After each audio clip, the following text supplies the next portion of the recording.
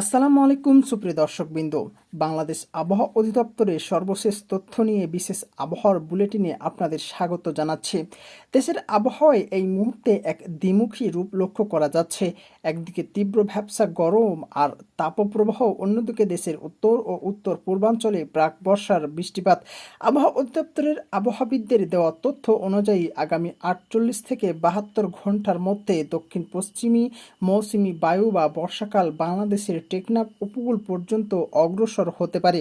বর্তমানে একটি পশ্চিমা লঘুচাপের বর্ধিতাংশ পশ্চিমবঙ্গ থেকে উত্তর বঙ্গোপসাগর পর্যন্ত অবস্থান করায় দেশের বেশ কিছু অঞ্চলে বজ্রঝড় ও বৃষ্টিপাতের অনুকূল পরিবেশ তৈরি হচ্ছে।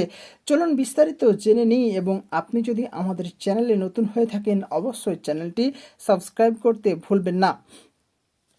এই আবহাওয়ায় সবচেয়ে বড় পরিবর্তন আসতে যাচ্ছে আগামী 6 ও 7 জুন।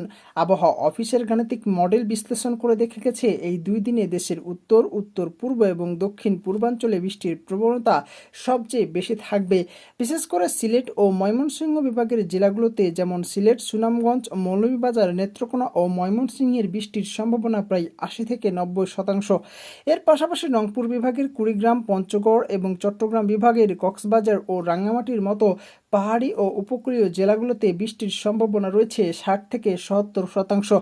তবে ঢাকা, গাজীপুর, নারায়ণগঞ্জ বা টাঙ্গাইলের মতো মধ্যাঞ্চলের জেলাগুলোতে বৃষ্টির সম্ভাবনা কিছুটা কম, যা প্রায় 30 থেকে 40%-এর কাছাকাছি, এবং তা মূলত বিচ্ছিন্নভাবে সাময়িক স্বস্তি দিতে পারে।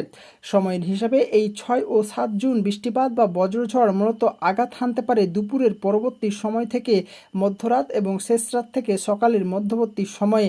উত্তর ও উত্তর পূর্বাঞ্চলের সীমান্ত সংলগ্ন জেলাগুলোতে কালবৈশাখীর শৈলীর দমকা হাওয়া, যার গতিবেগ ঘন্টায় 45 থেকে 60 কিলোমিটার পর্যন্ত হতে পারে, তা মূলত রাতের ভাগেই আঘাত হানার সম্ভাবনা বেশি। এই সময় সিলেট ও ময়মনসিংহের কিছু এলাকায় মাঝারি ধরনের ভারী থেকে অতি ভারী বর্ষণের পূর্বাভাস রয়েছে।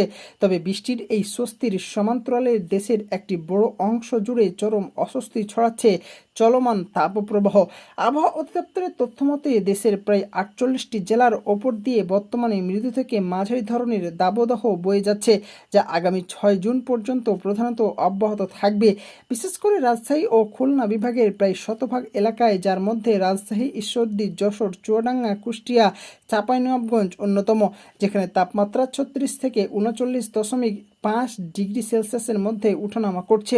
এর বাইরে ঢাকা, বরিশাল ও পটুয়াখালী সহ উপকূলীয় কিছু জেলা এবং চট্টগ্রামের চাঁদপুর ও নোয়াখালীতেও এই তাপপ্রবাহ চলছে। বাতাসে জলীয় বাষ্পের অধিক্য বা আর্দ্রতা 77 থেকে 85% ওপরে থাকায় থার্মোমিটারের চেয়েও শরীরে অন্তত 3 থেকে 4 ডিগ্রি বেশি গরম অনুভূত হচ্ছে, যাকে আবহাওয়ার ভাষায় ডিসকমফর্ট ইন্ডেক্স বা চরম অস্বস্তি বলা হয়। আবহাওয়াবিদদের চূড়ান্ত পূর্বাভাস অনুযায়ী 7 জুনের পর থেকে দেশের মধ্যাঞ্চল ও দক্ষিণাঞ্চলে বৃষ্টির পরিধি ক্রমান্বয়ে বৃদ্ধি পাবে, যার ফলে দেশজুড়ে চলমান এই তাপপ্রবাহ অনেকটাই প্রশমিত হয়ে আসবে। তবে বর্তমানে এই রূপান্তরকালীন সময়ে যেহেতু আকস্মিক বজ্রঝড়ের তীব্র ঝুঁকি রয়েছে, তাই দেশের নদী বন্দরগুলোকে 1 নম্বর সতর্ক সংকেত মেনে চলতে বলা হয়েছে। একই সাথে সাধারণ মানুষকে বজ্রপাতের সময় খোলা স্থানে না থাকায় পাকা দালানের নিচে বা নিরাপদ আশ্রয় থাকার পরামর্শ দিচ্ছেন বিশেষজ্ঞরা। এই ছিল আবহাওয়া অধিদপ্তরের সর্বশেষ তথ্যের ভিত্তিতে আমাদের আজকের বিশেষ আপডেট।